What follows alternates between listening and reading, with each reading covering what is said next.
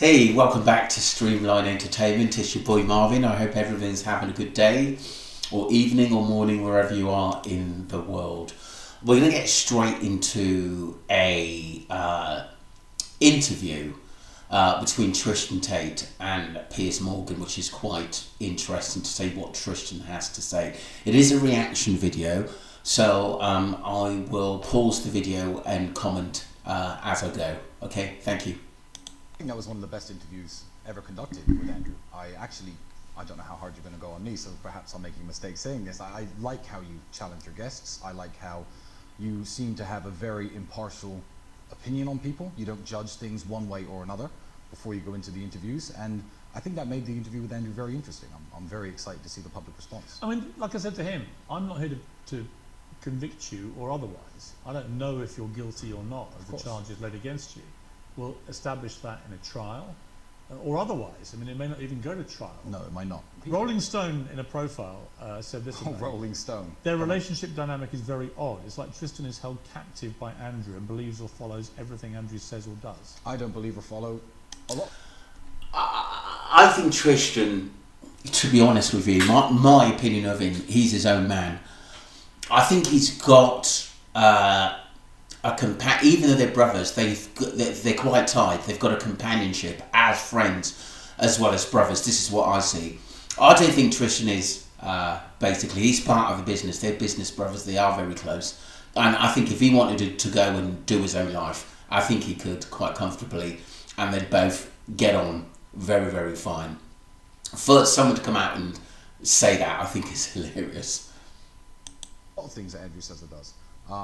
You know, I get asked every single day to counter. E.J. Dickinson is this woman's name. I can tell you some horrible stories about the people who she's harassed involved with this Rolling Stone woman. The things Andrew says and does, I mean, I get asked... What don't you like about his views? Well, the major one, when people say, oh, Tristan, now that you've converted to Islam, I'm like, I haven't converted to Islam. Who says I converted to Islam? No, I'm an Orthodox Christian, and I have not converted to Islam. What do you think of his conversion? I think that it's not my place to even comment on it. Now, some of the greatest religious discussions I have had have been with Andrew since his reversion, since him reading the Quran, most of it of which he covered in prison. And we sit there and discuss these various ideas, but I believe that individual religious conviction is exactly that. It's individual. And I don't believe whether I'm his brother, whether I'm his son, mother, uncle, I have no place to tell him what his religious conviction should be, just as he has no business to tell me mine. So I'm happy for him because he's become a happier and better person. Are you rivals? Yes. Oh, absolutely. But in the best and most healthy way. I can't watch him train... I agree, because I think in sports, in boxing, in business, I think they push each other to the max. I know Andrew, I've always said it in my videos for people that know me and watch my videos. I always respect Andrew Tate in business. I think I like his drive. There's a lot of off-key things he does say, which I have mentioned, which I probably don't agree with, is some of the stuff he says about women, but we've already discussed about that. But in business, and what he does, I think he's up there with the best, I must admit, both Tristan and his brother. In the gym for an hour in the morning and then not train for an hour myself. I can't sit there drinking and relaxing and partying while he's on his laptop working. You ever fight? No, never. We never argue. You never physically fight? Well, we used to physically fight all the time. We're both professional athletes, so we used to beat each other up in the ring for sparring. Who would win? Oh, Andrew would win. I was good. I was the European champion at my peak, but Andrew was built for Andrew's. I mean, see my broken nose? It leans this way. First time it was broken was by him, and it got weaker after that, and I had it broken twice subsequently in kickboxing matches. But yeah, we are rivals in the way that we inspire each other to work better and to be better, but not rivals in any way that his success would upset me or my success would upset him. When you were in jail together, yes. So for a period of that 3 months, you were actually in the same cell. Indeed, for about half of it. What did you talk about when it's just you and him, and you're thinking we may never get out of it? Lots of things. Books, religion, the case, obviously. Explaining, trying to understand. When you're in a cockroach-infested tiny cell together. Yes. You've gone from being the top G and his brother with your Bugattis, your cigars, the lifestyle, the women, and so on. I can understand that where Piers Morgan, like being, having Bugattis, living a high lifestyle, and then you're in prison with cockroaches. But even though they was in prison for 3 months on remand, should I say, While their case was being looked into, and then they were released. Obviously, they had home release, but now I think they're allowed to travel, as far as I know. But it is quite interesting, their mental strength as well as physical strength. Mental strength is big when you're going through stuff like that, when someone's trying to incriminate your name and who you are as a person. And to remain steadfast and strong, you've got to admire them for that. Obviously, if they're guilty, I'll be the first one to stop following them. But this case is going on for so long, and there are a lot of major flaws in this, and it's something that I've covered from day one. To literally nothing in a very degrading environment that you find yourself in, and you've got no idea how this plays out or how it ends, or even if you get out. I mean, that's a big moment. Yeah, I guess it is a big moment, but I always knew that we were going to be okay. You know, even when I was separate from him, I wasn't worried that he was banging his head against the wall or self-harming or doing anything stupid. Again, he wasn't worried about me. We obviously weren't worried that the other brother, and I know you can't share in this conviction, I know he's not a criminal. I know he has no skeletons in his closet and no criminal past. He knows exactly the same about me. So we were very relaxed. I guess in jail I was more relaxed than I am now, because in prison I assumed that the prosecutor, whose job by the Romanian constitution, by the way, he's not a district attorney like in the United States where he is told he has to argue that you're guilty and that's it. The prosecutor's job actually here is to discern the truth of the situation. So I was sitting in jail relatively relaxed, saying, well, this is going to end any day now. Human trafficking, this is stupid, it's not going to happen. Like, we're not going to sentence me to jail for this. It was only when I got out that I learned the true motivations behind this that made me actually more worried than I was in jail. So in jail I was relatively relaxed. Trained every day, ate that horrible food, did my push-ups. It was all right. Mental break, no electronics. People often say, and it's certainly true from people I've interviewed over the years, that you're a product of your environment, particularly of your parents. Yes. In a November 2011 Facebook post, your father, Emery, wrote that the eternal problem of the alpha male was protecting his flock of women. He said, the times I struck a woman, brackets, in passion, I never left a mark, no trace, hyper control, super control of a human animal. They love me still. I've never heard that before in my life. I'm smiling, man, because I can imagine his voice saying it. You can. I can imagine his voice saying it. The only times I've struck a woman, in brackets, in passion. Have you ever struck a woman in passion, Piers? No. You haven't? No. Not a little spank? Well, not once? Let's keep this above board. But I want to, Piers, but I'm saying, like, I understand how you're trying to phrase. Tristan, funny. That's funny at the end of the day, Tom. I mean, at least he put some humour into the interview, because Piers is trying to keep a straight face. That's funny. This. No, I don't understand. Again, my father is dead and can't No, defend himself. I'm not trying to phrase it in any way. I'm just curious what you think he meant by that. I honestly don't know. I mean, keep in mind, my father died when I was 27, and that post was written a long time ago. I've never heard it before. I've never seen it before. But what kind of father was it, in terms of the values he instilled in you and Andrew? Oh, he was a wonderful man, and he was a very protective man over his family and the people he cared about. They got divorced many, many years ago, but even with his dying breath, he would have jumped in to fight 10 men to defend my mother and her honor. That's the kind of guy he was, super protective and super, involved in everyone he loves life, even if he was far away. The phone calls were constant, the emails were constant. It sounded like he gave them a mind, should I say, for these boys, especially when they were young lads, to do well in life and to get some intelligent, because they're both extremely business-minded. And they're business driven as well, and they don't stop for anything. So I'd imagine their father was extremely intelligent. I know he was a professional chess player, but also I think that I don't think he gave them things. He did make life easy for them, so he wanted to go out, for them to go out into the world and battle for it, in which they did on a high level. Constant, and he held us very accountable as young men. Andrew tweeted last year, my dad was a chess genius, CIA operative. My mother was a dinner lady. They had nothing in common. Dad said she fed you boys healthy meals every day, cleaned the house, and was largely quiet. I loved her very much. That's literally all men want. Are you asking if that's an accurate description of my parents' relationship? Yeah. Perhaps, yeah. But my mother was a wonderful mother.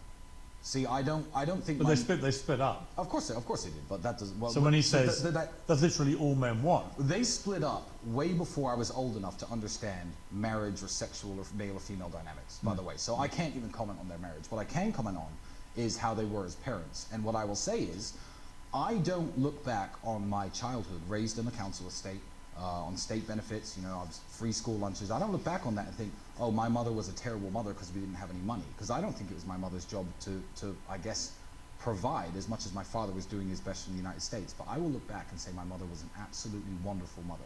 I had 3 square meals a day. She knew how to manage. She did the best for them. And it's not easy bringing up a daughter and 2 sons on your own, should I say, even though their father was contributing when he was in the States, when he could, but it's not easy. And they were in the mindset, we've got to do something for ourselves. And I truly respect that, because myself and my brother, we have businesses and we do the same, we think the same thing. Your finances, didn't smoke, didn't go out with her friends, made sure my clothes were always washed, knew how to mend things. She is. How does she feel about the fact that both her boys are in this serious legal jeopardy? Well, you have to understand, she's known us our entire lives, and you haven't. When I was 15, 16, 18, all my friends were selling drugs and breaking into cars. I was down at the kickboxing gym every single day. I would get into the kickboxing ring for 50 pounds after 8 weeks training, just because I found harmony in the discipline that sport gave me. I think kickboxing is massively, largely responsible for keeping me from ever doing anything illegal. Never tried a drug in my life. Never broken a law in my life. Never broken any law? Speeding, right. We're talking, I'm talking about serious crimes. And my mother's known that even at my most desperate and my most poor, I would come home to her and sleep on her couch for 6 months, as opposed to do anything illegal, and try to find an honest, good way of, legal way at least, of making money.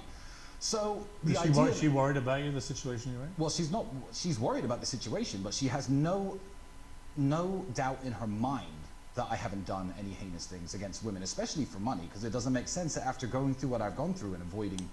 I agree, and sometimes when you're coming out and trying to clear your name as many times as these boys have, and the evidence against them seems quite weak and seems to get weaker as the weeks and months go by, and the confidence they talk with, it makes you do wonder, because they're rich, are people trying to get money out of them or trying to extract money from them for saying bad things about them? This happens a lot. It is a part of our society.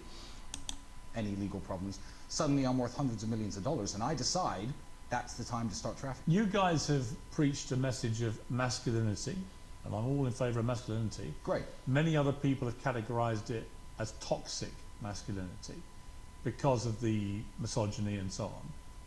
Do you feel that maybe you have collectively gone too far in the misogyny, and that has been, again, one of the reasons you find yourself in the problems you're in? Well, again, when I say... First, the kind of alpha male what have I rhetoric. Said, what have I said that's misogynistic? No, I'm just asking you generally whether you feel that's part of the problem. I don't think that's part of the problem. I don't think it is a problem at all. I think that when somebody is speaking... I think sometimes things are taken out of context. I've discussed this online, the Tate, for months and months and months, probably since I've had my channel, and they were the first couple of videos I did. I mean, they were openly, basically saying things sometimes they should, or it was taken out of context, or you should take it like a pinch of salt. And I think some people are more sensitive than others. I sort of understood where they were coming from, but you cannot, when you've got a massive platform, you're going to upset someone. You're going to have people come out and say things. You're going to have government officials, BBC attack them for different reasons. You're going to get it, because people aren't going to like him. Oh, he's abusing women. He's down in them. Yes, he has done some things that I think, no, you got to keep in check. But hey, look, he's been told that he can't do that. He's been banned on channels and stuff like that. Whether we hate him or not, there are rules and regulations. It's, in this country, in other countries, we've got to abide by at the end of the day. And I'm sure he's said that he's apologised and regrets some of the stuff he's said in the past. That's life. We've got to move on from that. Been speaking on the internet for a decade. You have to understand that, first of all, lots and lots of content is produced, and it's very easy to cherry pick and to take things out of context. Sure. And number two, Agreed. the man speaking on the internet 10 years ago is not the man being interviewed by you today. You know, who I was when I was 25, I fancied myself a bit of a dating coach, used to give people advice on how to meet women and how to pick. That's not how I live now. I'm 35, I'm not 25. You at 25, I'm sure we're very vastly different than you are today. So, you know, I don't think there's a problem with anything I've said, because I've never advocated for anything illegal. I've never advocated for any crime. I do not advocate for drugs. I do not advocate for violence. I do not advocate for any of these things. So if Andrew said that women can't drive as well as men once, like, it's very easy to jump on that and say this man is the world's biggest misogynist because he said X.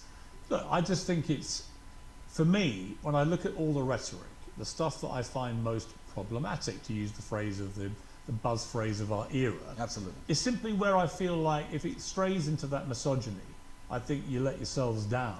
That you have a good message in many ways. You know, a lot of the stuff, notwithstanding the serious charges you're facing, and we'll have to see how that all plays out. And maybe you both are very different people to the ones you're claiming to be. We'll find out, right?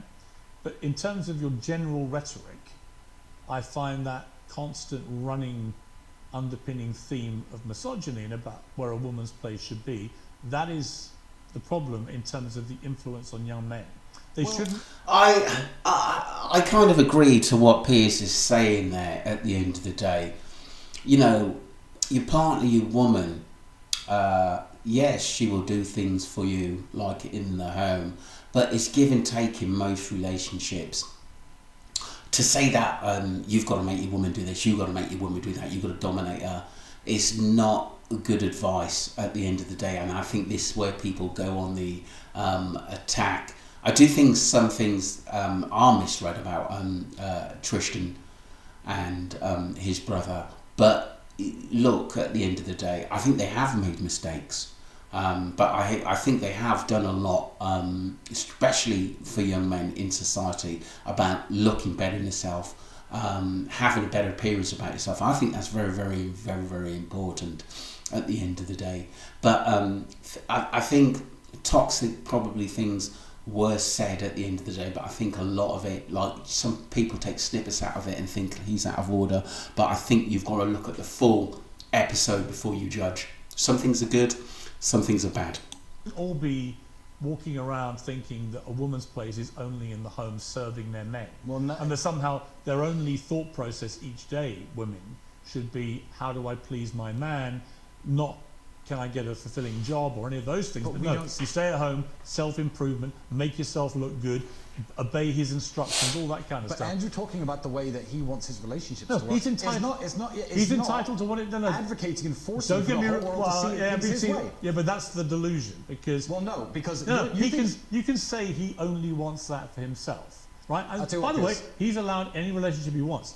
But when you pretend that when he says those things, they're not amplified to literally tens of millions of this is where it creates a problem at the end of the day. Even if he's just saying it for a bit of fun or meaning it, you're going to upset people, because life doesn't work like that, to be honest with you. At the end of the day, it doesn't work like that, dominating someone, or you've got to be this, you've got to be that, and you've got to be like this to her, you've got to be like that to her. I think be yourself at the end of the day. If he wants to do that and it works for him, then fair enough. But it's not really my way, because I just believe in naturally getting on with somebody else for the right reason, especially if you're in love with them. Small young men. But here's why you're wrong. Then you know that's not true. Well, here's why you're wrong, because you assume that Andrew Tate, for some reason, in this conversation, is the only influencer in the world and the only people, person people listen to. Because he's not at all. No, the internet. I'm going to tell you, he's one of the most influential. Yeah, no, he absolutely is, and that's great. And that's the part of his influence that I think is a potentially malevolent. Great, and it's wonderful and good, and you don't have to like it. But let me tell you, every force has an equal and opposite force somewhere else. So on X, Elon has now legalized free speech on that platform. So there are differing opinions on every single aspect of life, including how you want to date women, what kind of music you should listen to, what kind of cars are good, what kind of whatever it is. So for every he's right. Tristan's right. There is a lot of this going on all over the internet. And whether it's right or wrong, we have to decide that with individuals, as individuals, should I say. Every Andrew Tate out there, there's some feminist OnlyFans model who lives in Florida who makes rap music who's saying that men are nothing and men are shit. So the people who are listening to Andrew Tate aren't listening to Andrew Tate. They're listening to the internet as a whole. And I believe Andrew's message is, one, overwhelmingly positive, absolutely overwhelmingly positive. And I believe he's a very important mark on that spectrum of opinions that exist out there, because when you delete Andrew Tate, the mean average of people will drift down this toilet of degeneracy and become less like Andrew Tate. He's a professional athlete with a completely clean criminal record, by the way, who's massively financially successful, who's kind, who's generous. He runs his own charity. So that is the end of the video. Sorry, just bear with me. Yeah, that's the end of the video. So it's interesting. I mean, there are two ways sometimes to look at the Tate brothers. I think they're massively influential in business. I think they do give some, not everything, but I do think they give some good advice. I didn't go through their platform at all because I have my own businesses. But what I did do was take some of their positiveness into business by getting up early, looking good when I go out, you know, get suited and booted, take my job more seriously, and it does help at the end of the day. The misogyny stuff, I think people have got their own views on it. Some of it is